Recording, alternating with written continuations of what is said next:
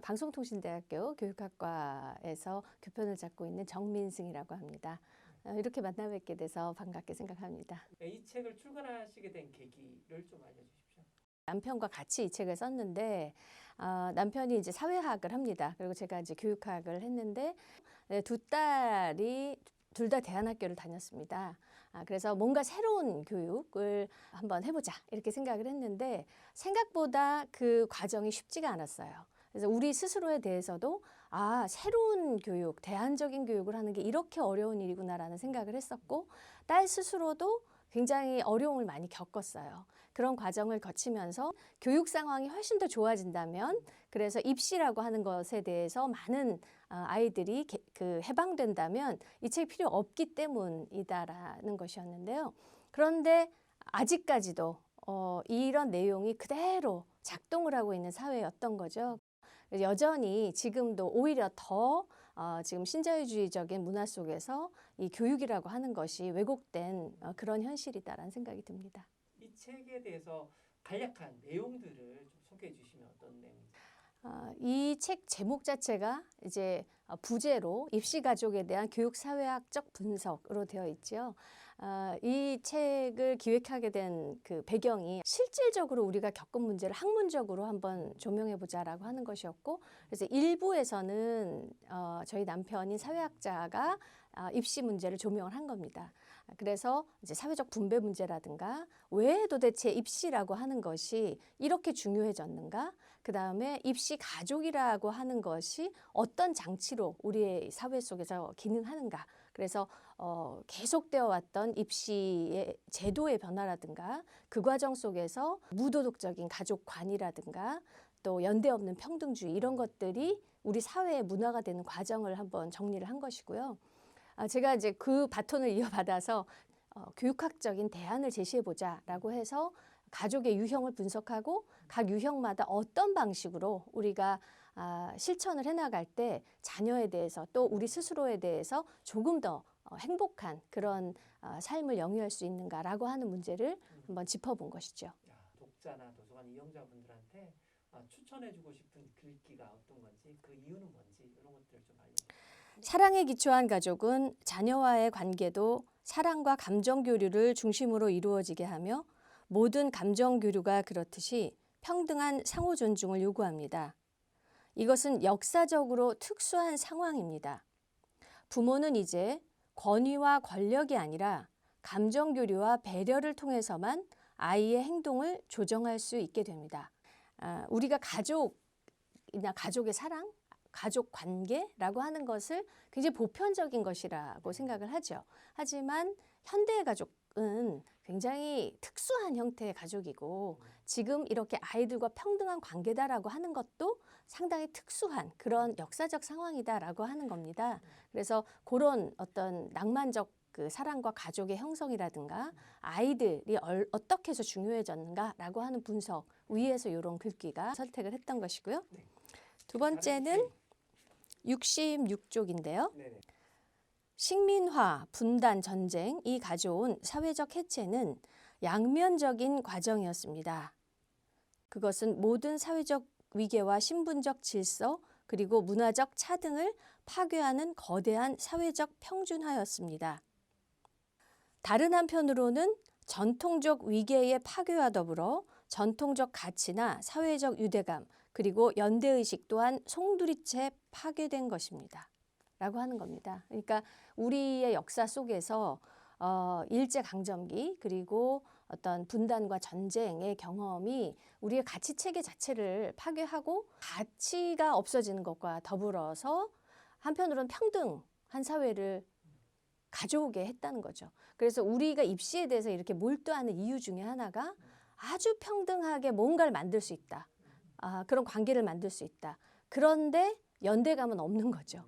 입시가 너무나 중요해지고 마치 종교처럼 중요한 위치를 차지하게 된다는 거죠. 그리고 그것은 점수에 의해서만 평등을 유지하게 되는 그런 기제로 우리 정체성을 형성하게 됐다는 겁니다. 그러니까 우리가 어떤 마인드셋을 이전과는 전혀 다른 방식으로 가지고 있고 우리 다음 세대는 그거보다 더 심각한, 우리보다 더 심각한 그런 납작한 평등주의를 가지게 됐다라고 볼 수가 있겠습니다. 네. 세 번째 내용은요. 네. 닥달을 하면서도 다 널 위해서야 라고 아이에게 최면을 겁니다. 그러면서 자신은 닥달이 아니라 교육을 하고 있다고 착각하게 됩니다. 그 최면에서 벗어나기 위해서는 어떻게 해야 할까요? 하나의 방법은 아이의 상태를 객관적으로 기록하는 것입니다. 내 욕심도 쓰고 아이의 행동도 쓰는 것이 좋습니다. 이제 닥달에 대한 이야기들을 좀 했는데요. 사실 우리 사회에서 입시가족이 유지되는 굉장히 중요한 커뮤니케이션 방식이 바로 닥달이라고 보여집니다. 내가 얘를 위해서 지금 닥달을 한다라는 생각인 거지요. 그런데 거기 안에는 자기의 욕심이 훨씬 많이 들어가 있는 경우가 많다라고 하는 것이고 그런 점에서 기록을 해보는 것이 좋겠다라고 하는 글귀를 택했습니다. 155쪽이에요. 아이는 형식적으로는 포섭되어 있지만 실질적으로는 포섭되어 있지 않은 것입니다. 그런 상태에서 부모는 고함치고 화내고 폭언하고 손찌검을 할 수도 있습니다. 또는 성적이 잘 나오면 용돈을 올려주거나 원하는 물건을 사준다거나 하는 방식으로 동기부여를 할 수도 있습니다. 그러나 포섭이 형식적인 한 부모가 자녀의 학업에 실질적으로 개입하는 데는 근본적 한계가 있습니다. 이와 달리 실질적인 포섭은 자녀의 상태를 충분히 알고 아이들의 학습 과정에 매 순간 개입하고 아이의 일거수일투족을 모니터하는 상황입니다. 그런 상황에서 아이들은 자신의 행동에 대해 스스로 통제하게 될 겁니다. 굳이 부모가 지시하거나 야단치지 않더라도 자신이 한 행동을 부모가 알고 있다고 여기므로 스스로 부모의 관점에 맞춰서 생활하게 됩니다. 아이의 내면에 한치의 여유 공간도 없을 때 아이는 완전히 실질적으로 포섭된 상태가 됩니다. 이 부분이 이제 굉장히 핵심적인 개념이다라고 생각을 하는데요. 실질적 포섭이 이제 점점 더 확산되고 있다라고 저는 판단을 합니다. 아이들의 행동 자체에 대해서 예견하고 개입하게 되는 그런 태도를 보이게 되는데 이렇게 해야 돼라고 규범을 얘기했던 형식적 포섭과는 차원이 다른다는 거죠. 중요한 게 뭐냐? 아이의 내면이 바뀐다는 겁니다. 그러면 좋은 대학을 가더라도 자율적인 능력은 쇠퇴하게 되는 겁니다. 그래서 실질적 포섭이 일어나지 않도록 하는 것이 부모의 가장 중요한 어떤 자세 중에 하나다라고 볼 수 있겠습니다. 부모 되기도 마찬가지입니다. 사실 우리 사회의 어느 곳에서도 존중의 문화를 발견하기는 쉽지 않습니다. 부모가 자녀를 소중하게 다루기 위해서는 부모가 타인으로부터 소중한 사람으로 대접을 받아보아야 합니다. 다른 사람들과의 새로운 관계가 만들어지는 것이 필요하다는 것이죠. 알코올 중독자 모임처럼 스스로가 입시 부모임을 인정하고 거기서 벗어나는 공동체적 시도를 해보는 것은 그 하나의 시도라고 볼 수 있습니다.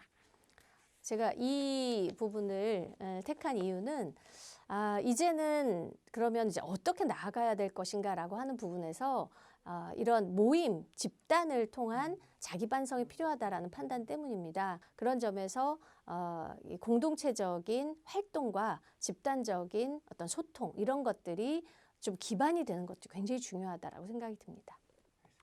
교수님 마지막 하고 싶은 말씀 마지막으로 좀 부탁드리겠습니다.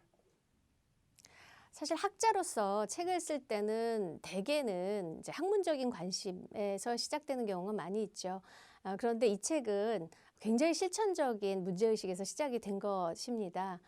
나름대로는 조금은 이론적이지만 좀 깊이 있게 어떤 입시 가족의 문제를 좀 제기하고 싶었던 거고요. 그런 점에서 이론적이지만 상당히 실천적인 해법까지 좀 담고 있는 그런 책이다라고 생각이 들어요. 그래서 좀 더 많은 분들이 읽어가면서 각각을 좀 적용을 해보기 위해서 노력한다면 이 책을 쓴 어떤 굉장히 큰 보람을 제가 느낄 수 있을 것 같습니다.